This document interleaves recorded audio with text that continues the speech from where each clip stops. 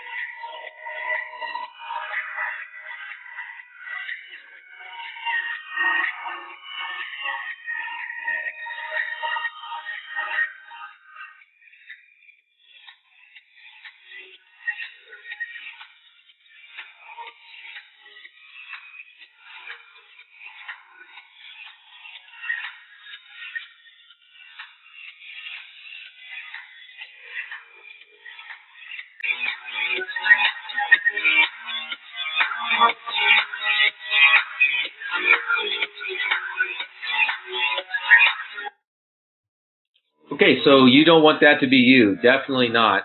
No job is worth your life. No job is worth the risk of being severely injured. So we're going to be working through this presentation.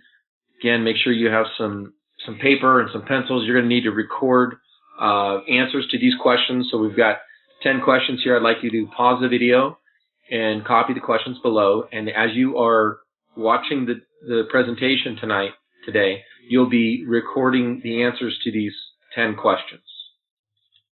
So go ahead and pause the video now and get these questions written down.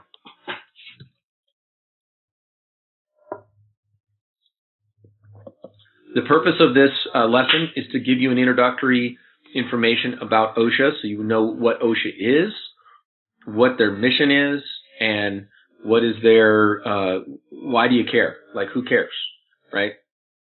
So number one, why is OSHA important to you? Number two, we're going to look at what rights do you have under OSHA. Number three, what responsibilities does your employer have under OSHA? What do the OSHA standards say? Number five, we're going to look at how are OSHA inspections conducted? And number six, where can you go for help inside and outside of the workplace? So why is OSHA important to you? Number one, OSHA began because until 1970, there were no national laws for safety and health hazards. So what it looked like was there was just above 14,000 people were dying at work a year but prior to OSHA. So after OSHA, we see that number's down around 5,600. And even more recent statistics bring that number down even a little bit more. So from before OSHA, we had 14,000. After OSHA, we're now down, around 5,000. That's a vast improvement over what it was. And we're talking about 9,000 people per year are alive today because of the standards that were put in place in 1971.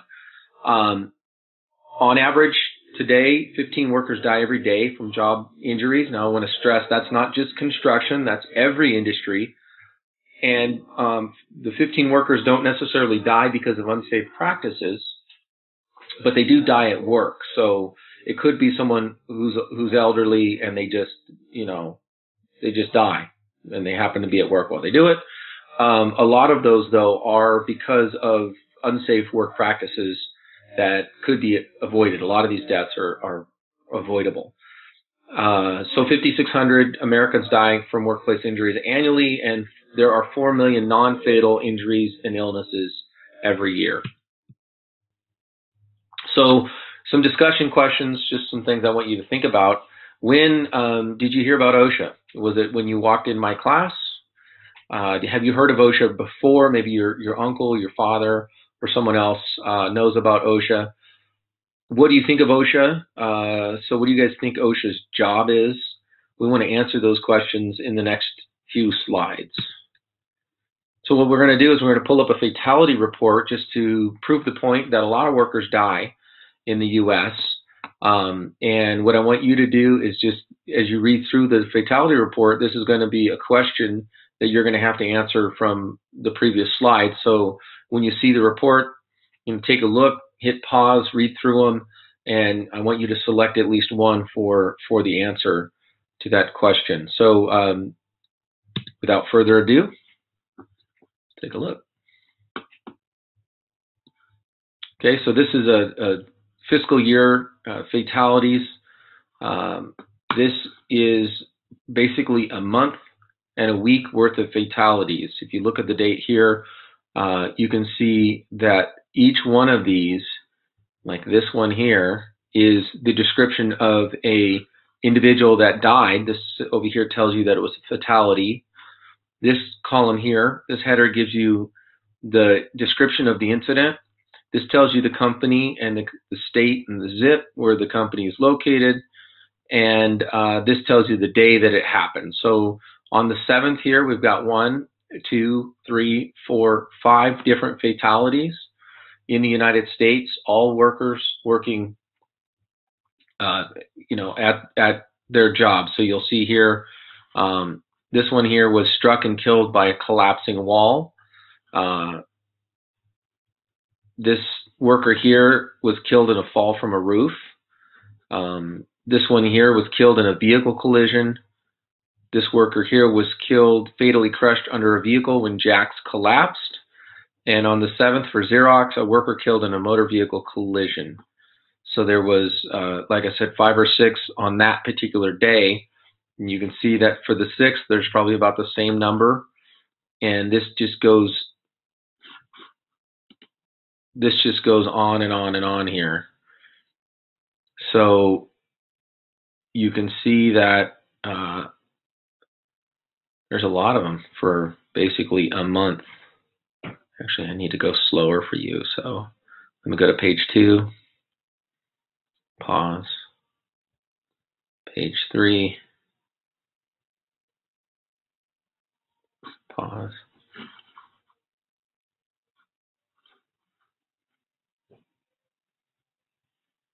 Four.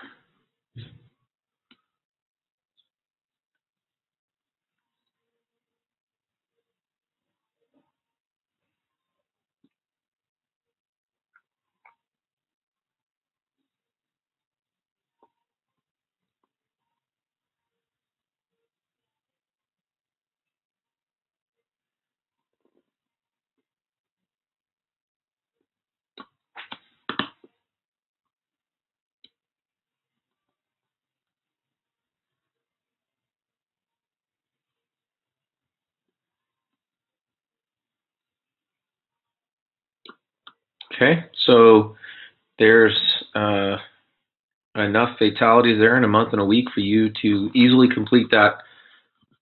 All right, OSHA, the history of OSHA, here we go. OSHA stands for Occupational Safety and Health Administration. It's an agency of the U.S. Department of Labor. That means that this is a federal agency. No matter what state you go to, OSHA is the law of the land as far as workplaces are concerned. Think of OSHA like the FBI, but they're the FBI of workplaces to keep workers safe. And you'll notice in point 2 here, it says the OSHA's responsibility is worker safety and health protection. So OSHA is really concerned about keeping America's workers safe. Notice I didn't say that they were responsible for child abuse or elderly abuse or environmental protection. That's not their job. The only job of OSHA is to protect America's workers from abuse and from unsafe work practices. So even though there are agencies set aside to protect children and to protect the elderly and the environment, this particular agency is not one of those agencies. Their only focus is worker protection.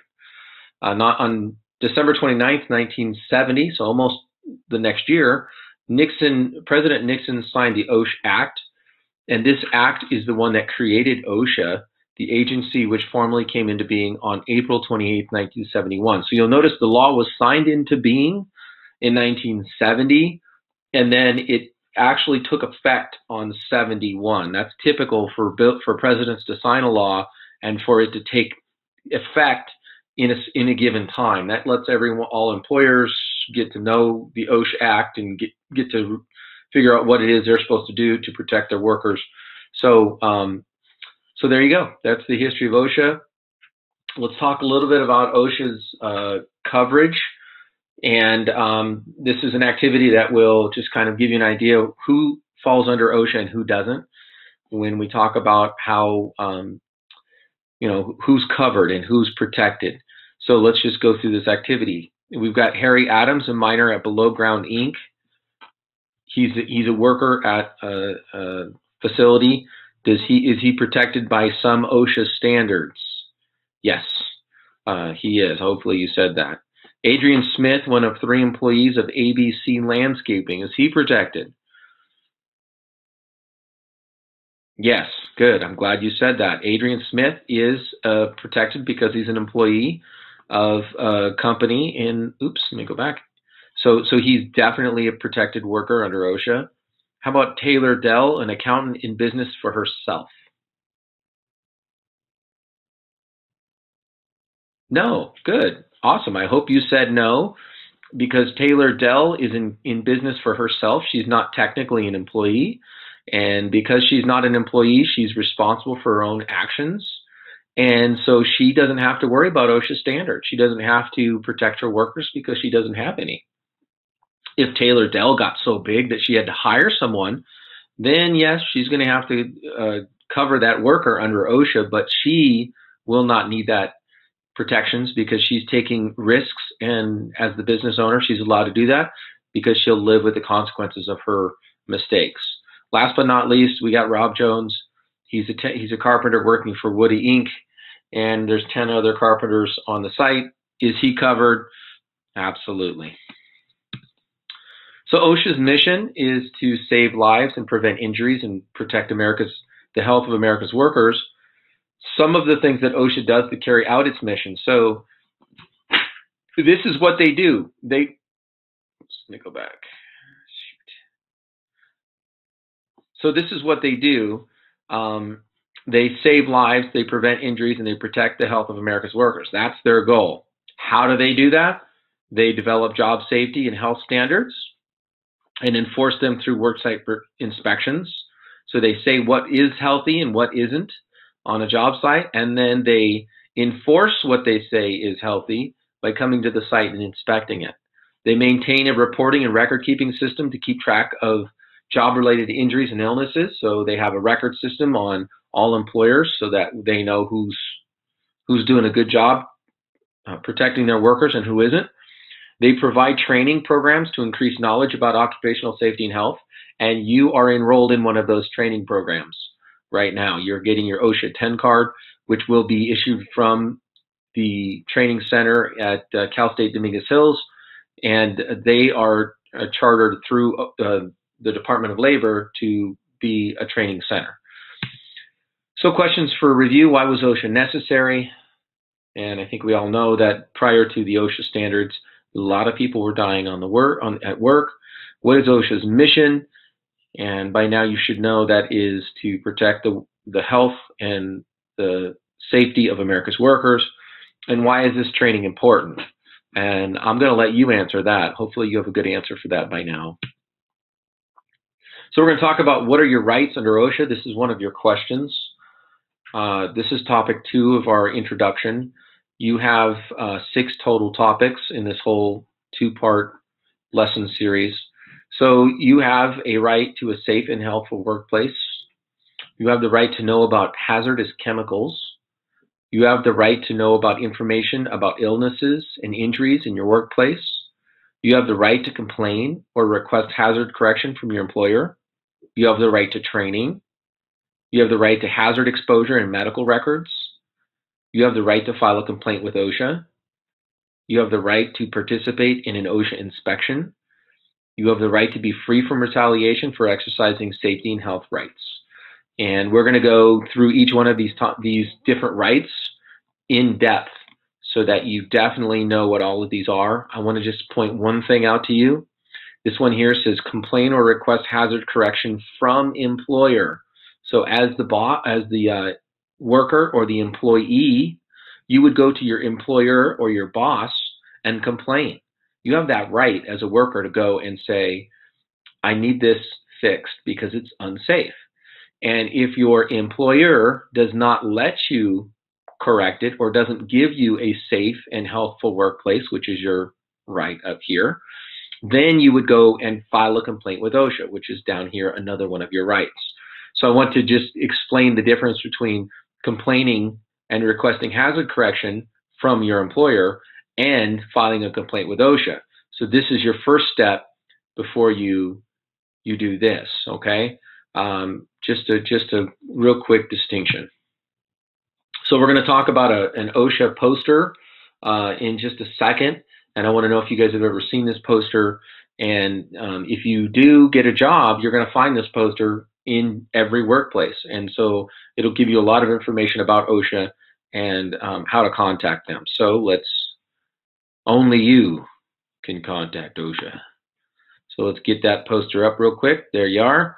So this says job safety and health. It's the law.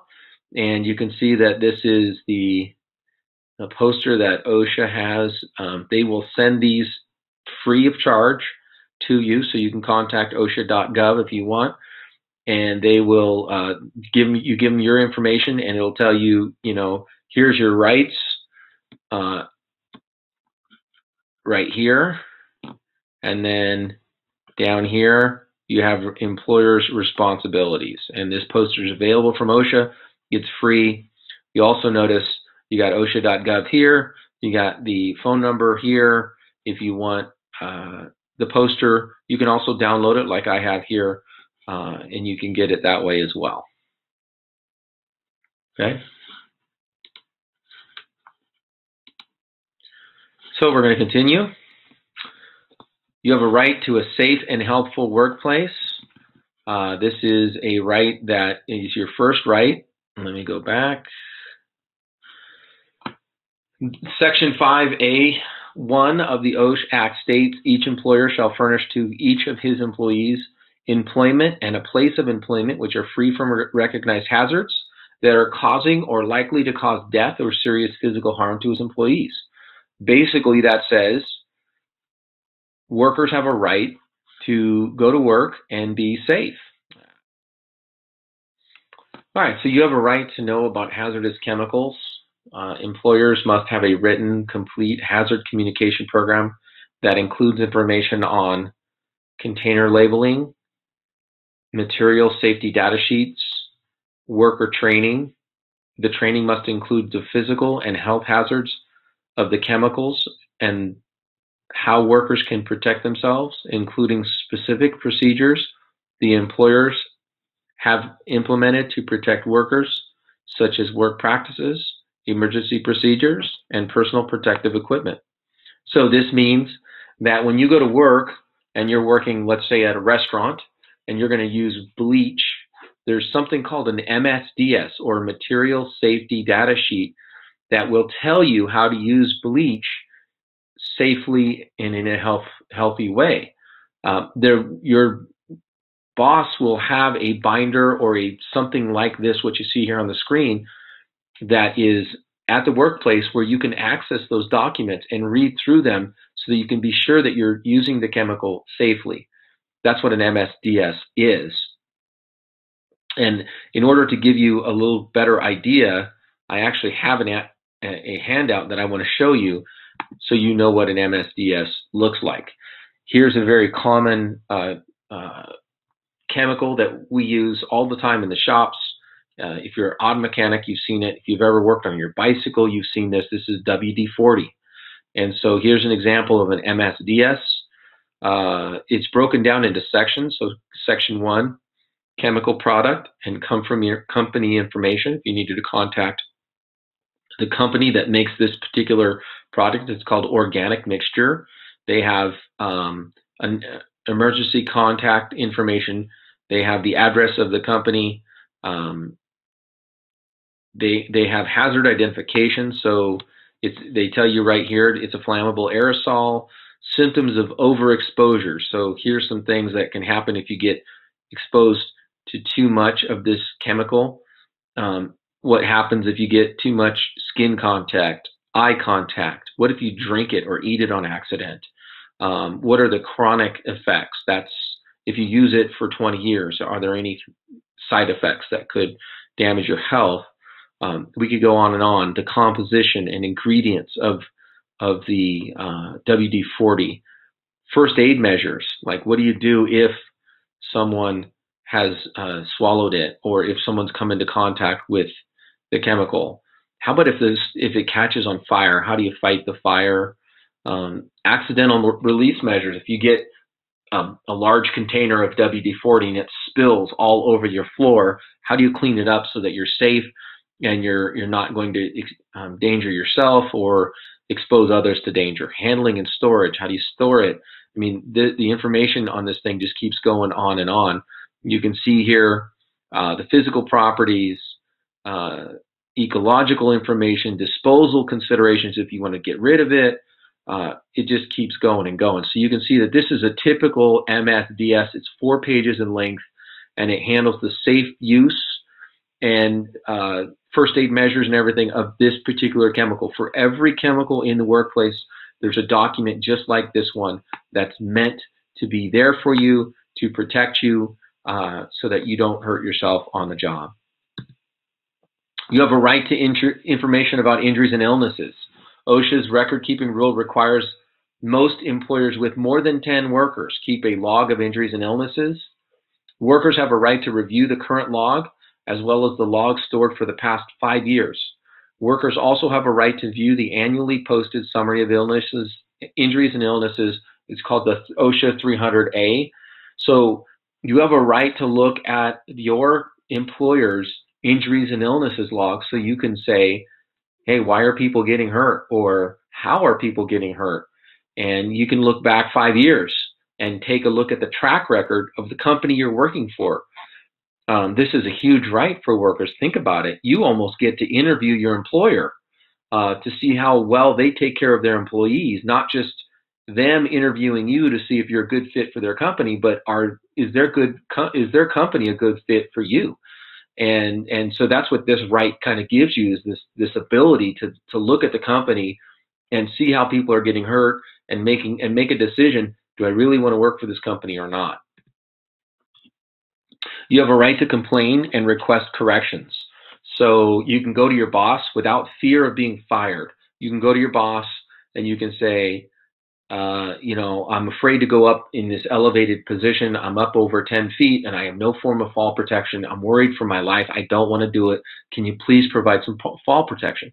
That is your right as an employee to request that. Now, you'll notice here that it says, as long as the complaint is made in good faith. And that means you're not just trying to get out of work. You're not trying to milk it or find a way around working so much as it is just you want to make sure that you're safe while you're working, and that's all you're asking for is just safety.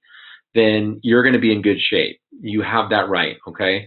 OSHA regulations protect workers who complain to their employer about unsafe or unhealthful work conditions. Training. You have a right to training. Workers have a right to get trained from employers on a variety of health and safety hazards and standards that employers must follow. Some required trainings include topics such as lockout, tagout, bloodborne pathogens, noise, confined spaces, fall hazards in construction, personal protective equipment, along with a variety of other subjects. You have a right to examine exposure and medical records. So you have a right to copy your medical records, and you have a right to examine your medical records if ever you're exposed to a toxic chemical or a toxic substance. And there's some examples of them here, like metals and dusts, such as lead, cadmium, and silica, biological agents such as bacteria, viruses, and fungi, physical stress such as noise, heat, cold, vibration, repetitive motion, and ionizing and non-ionizing radiation. And this is a huge right, because if the company is exposing you to those things and you've gone to a doctor, this right gives you the opportunity to not just look at what the doctors have found, but to also copy those records for your own personal use. If you need, for some reason, to use those documents in court, you need to have a copy of them to give to your lawyer. So this is a really huge right that's given to workers so that they can hold their employers accountable for putting them in a dangerous situation. So you've gone to your employer and you've requested fall protection because you're up 10 feet, you're afraid you're going to fall. He says no. What do you do now? Well, this is another right that's associated with that, and that is you file a complaint with OSHA. So you have a right to file a complaint if you believe that there's a violation of safety and health standard or imminent danger situation exists in the workplace. Imminent danger means someone's going to be either really hurt or really dead if we don't fix this situation. So whenever that exists, you have a right to request that OSHA look into it. Excuse me. If a worker files a complaint, they have a right to find out OSHA's action on the complaint and request a review if the inspection is not made. So not only do you get the right to file a complaint, but then you get to know, hey, OSHA, what did you do about that particular complaint that I filed? You have a right to participate in an OSHA inspection, and this is cool because if you're going to have an inspection, if the employer was going to have an inspection, who would he want to talk to? The boss, or would he want to talk to a worker? If I was an OSHA inspector, I'd say, hey, let me talk to the workers, because I think they would be the ones to be the most truthful about the dangers that exist on a job site. So it says here, an employee representative can accompany OSHA and an OSHA inspector. Workers can talk to the inspector privately, so you get to go away from the boss and have a conversation. The workers may point out hazards, describe injuries, illnesses, or near misses that resulted from those hazards, and describe any concern you have about a safety or health issue. Workers can find out about inspection results, abatement measures, that just means how to solve safety issues, and may object to dates set for violation to be corrected. Okay, so you have a right to be free from retaliation. This is a good deal because you request from your boss to fix something. Let's say that fall protection example I used earlier, and your boss says, if you don't get up there, you're fired. Well, he's forcing you to do something that's unsafe. If you refuse, and then he says, okay, you're fired. Well, so now he's retaliating against you. He's punishing you for only asking for a safe and healthful work environment. If he does that, then he can be held accountable for doing that. So workers have a right to seek safety and health on the job without fear of punishment. And this is spelled out in Section 11C of the OSHA Act, and I want you to pay attention to that. That might be a question on the quiz, so that's a heads up to you. That the right to be free from retaliation is spelled out in Section 11C of the OSHA Act. Workers have 30 days to contact OSHA if they feel they've been punished for exercising their safety and health rights. So you can't wait, a year and then be fired and say, well, I'm only being fired because a year ago I turned my boss in. That doesn't work. It has to be within 30 days, and you have to say, hey, I'm being punished. I'm being cut hours. I used to work 40 hours a week, and now I'm working 10, and it's all happened after I turned him in. Or you might say something like, you might find your boss transferring you to, a work location 2 hours away. They're trying to punish you for something you did. Then if you can prove that, then potentially OSHA can help you out because you have a right to be free from retaliation. So questions for review: what does an MSDS tell you about? Obviously, you should know that MSDSs pertain to chemicals and how to use them safely. What are some worker rights related to injury and illness reporting? You know that there is an injury and illness log that should be kept for 5 years, and you can take a look at that log. You can also ask for the 300 summary, which will tell you about injuries and illnesses. That's something they post on an annual basis. And obviously, you know that workers must be trained. It's a part of the OSHA rights for workers is that they get training. Anytime there's new PPE or there's a hazard at work or something that you're unfamiliar with, it's your boss's job, it's the employer's job to train the workers. So what I want you to do is pause the video here. You're going to copy the graphic organizer that you see below on a piece of paper. In the left-hand column, which is over here, I want you to list the right of workers in this column. And then on the right side, I want you to describe what the right means for workers. So over here, you might put workers have a right to a safe and healthful workplace. And then over here, you might put that workers were given this right as a result of the OSHA Act, and employers are required to provide a work environment that's free of recognized hazards. You might put that over here in this right-hand side. And so there are 9 rights that we just got done covering. And so I want you to fill out the 9 rights here, a description of what those rights do for workers over here, and then you may continue the video.